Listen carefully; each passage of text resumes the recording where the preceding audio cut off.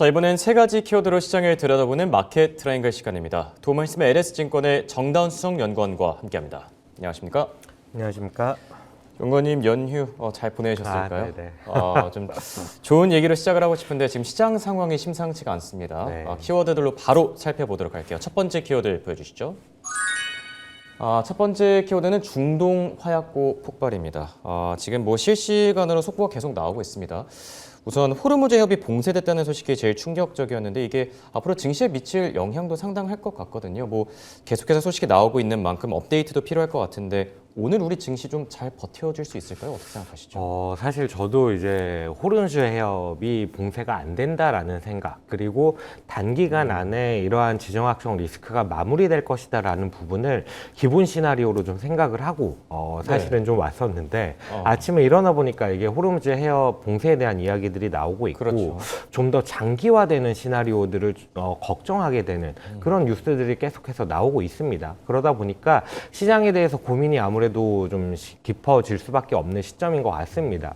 다만 제가 일단 기본적인 시나리오로 생각을 하는 부분은 우리나라 시장의 하방을 좀 테스트하는 그런 가능성은 상당히 높겠지만 최근에 이제 수급적으로 봤을 때 워낙 탄탄한 그림들이 나와주고 있기 때문에 우리나라 같은 경우는 그래도 하방 지지를 좀 보여주는 상대적으로 강한 모습들을 보여주지 않을까라고 좀 생각을 하고 있습니다.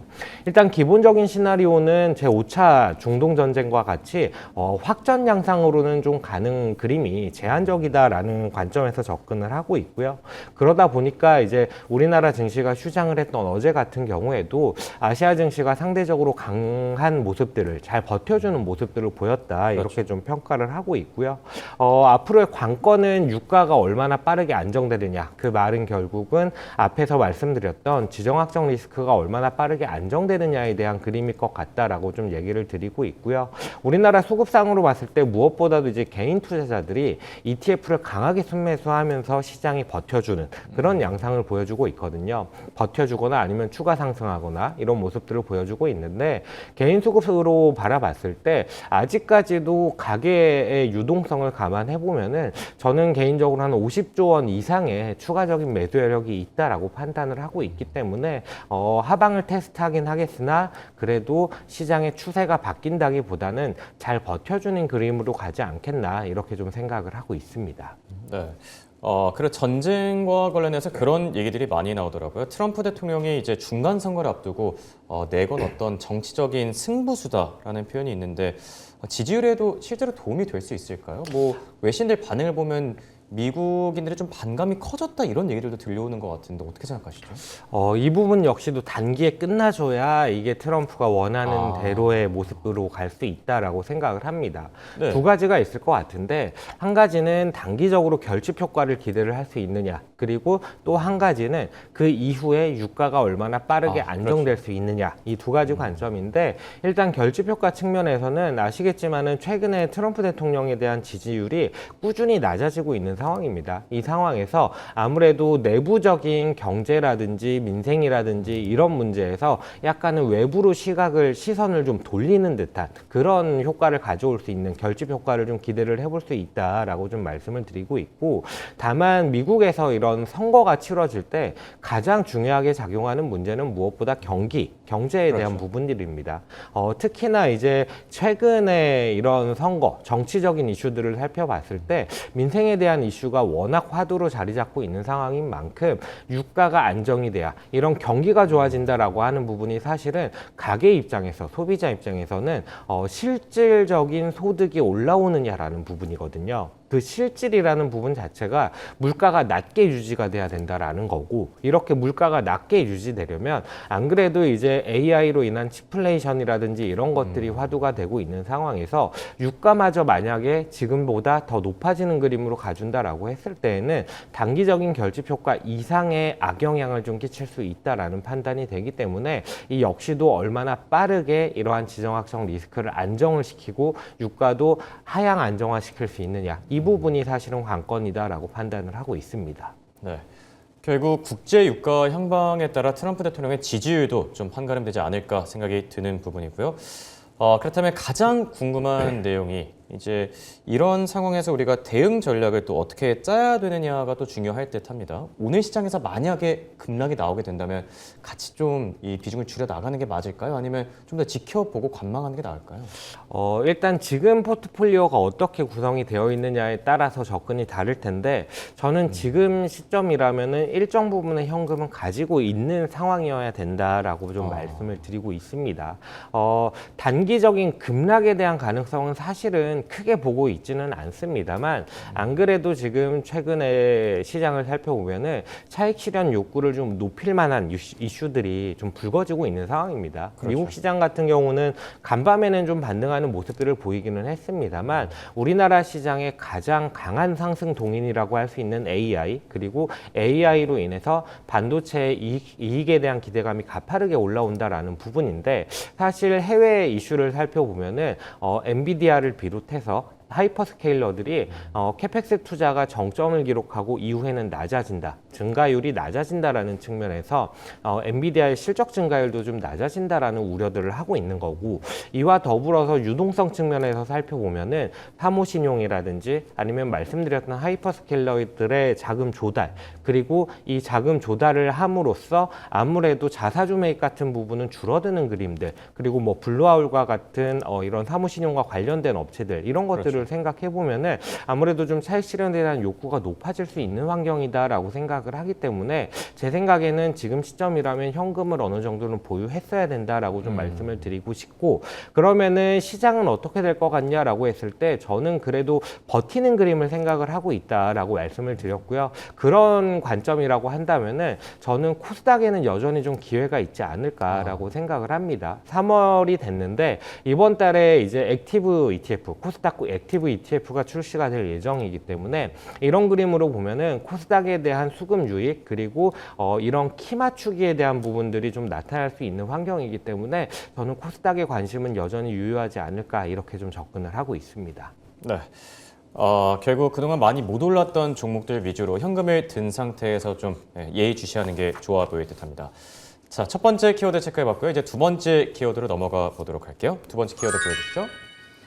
호르무즈 봉쇄입니다. 앞서 전해드린 것처럼 지금 뭐 속보가 계속해서 쏟아져 나오고 있습니다. 이제 호르무즈 해협을 통과하는 선박의 경우 우리는 공격하겠다 이란 측이 이제 입장을 내놓은 건데 국제유가 향방에 대해서는 어떻게 생각하시죠?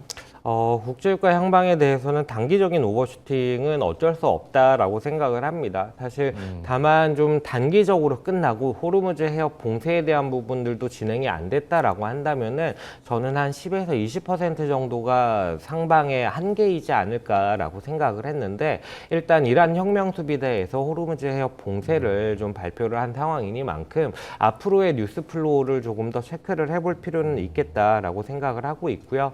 트럼프 대통령도 이제 새벽에 발언을 통해서 지상군 투입에 대한 가능성까지도 열어놓은 상태이기 때문에 지상군이 투입된다라는 얘기 자체가 사실은 이러한 지정학 리스크가 장기화된다라는 얘기를 하는 거거든요. 그러다 보니까 이런 부분들을 좀 체크를 해볼 필요는 있겠다라고 생각이 들고 장기화되지 않는다면 20% 이내의 상방 압력 그리고 그렇지 않다 장기화된다라고 한다면은 정말 공포스러운 얘기기는 합니다만 뭐 $100까지 유가가 $100까지 튈 수 있다라는 가능성까지도 어떻게 보면 좀 가시권에 들어오는 상황이지 않을까 이렇게 좀 보여집니다.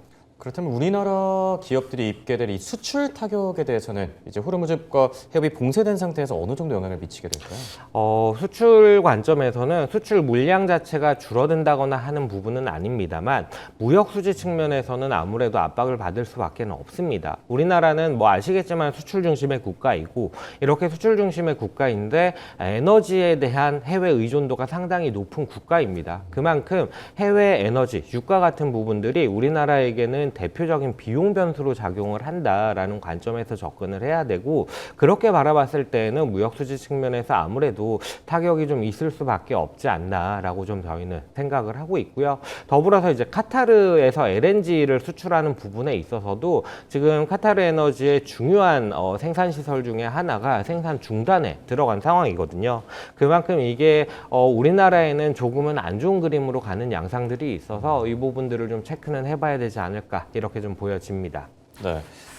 그리고 이거를 단기 트레이딩으로 활용하자라는 그런 얘기들도 들려오고 있다라고 합니다. 사실 뭐 중동 리스크와 관련해서 뭐 정유랑 해운주뿐만 아니라 사이버 보안, 드론 이슈들도 다 엮여 있다 보니까 뭐 이거를 활용해보자라는 얘기들도 나오고 있는데 그런 관점에 대해서는 어떻게 생각하시죠? 드론이라든지 사이버 보안이라든지 이런 부분들은 지정학 리스크 자체가 사실 어떻게 보면은 작년부터 올해까지의 그림으로 바라봤을 때 좀 더 격화되는 양상으로 가고 있습니다. 그 상황에서 우리나라의 방산주도 기회를 찾았던 거고 그 안에서 또 실적에 대한 기대감을 올려갈 수 있었던 거라고 좀 생각이 되거든요.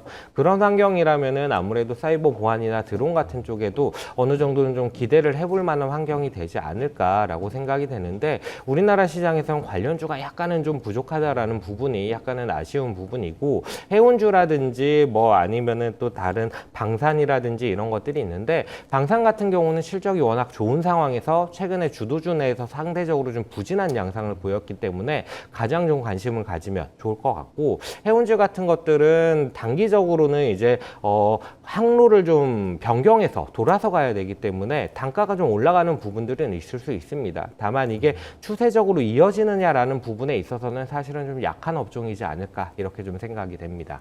네, 궁금한 게 많다 보니까 시간이 부족하네요. 자, 세 번째 키워드로 넘어가 보도록 할게요. 세 번째 키워드는 브로드컴의 실적입니다. 이번 주에 사실 중요한 이벤트들이 많이 예정돼 있습니다. 중국 양회도 그렇고 고용 보고서도 나오고 주요 기업들의 실적들도 중요할 텐데 어떤 이벤트들을 좀 더 눈여겨보면 좋을까요? 네, 일단 지표부터 간단히 짚고 넘어가 보면은 고용 지표와 그리고 소매 판매 데이터가 나오는데 두 데이터 모두 좀 약하게 나타날 거다라고 좀 생각이 들고 있고 만약에 이렇게 고용이나 이런 소매 판매 데이터가 약하게 나왔을 때 이 부분이 금리나 기대감으로 이어질 수 있느냐에 대한 부분들을 좀 중요하게 체크해 봐야 될 것 같다라고 말씀을 드리고 있고 브로드컴 실적 같은 경우에는 간밤에는 이제 엔비디아를 비롯해서 이런 AI 관련주들이 그래도 좀 반등하는 양상을 보여줬는데 앞에서도 말씀을 드렸지만 AI의 피크아웃에 대한 부분들 그리고 AI의 디스럽션에 대한 부분들이 우려로 좀 크게 자리를 잡고 있는 상황입니다. 이 상황에서 과연 브로드컴이 지난 분기에 실적을 발표할 때 상당히 좋은 수주 잔고를 좀 발표를 했거든요. 이 부분을 어떻게 잘 설명할 수 있는지 이게 좀 관건이 될 것 같아서 브로드컴 실적 역시도 중요하게 바라봐야 되지 않을까 이렇게 좀 생각이 됩니다.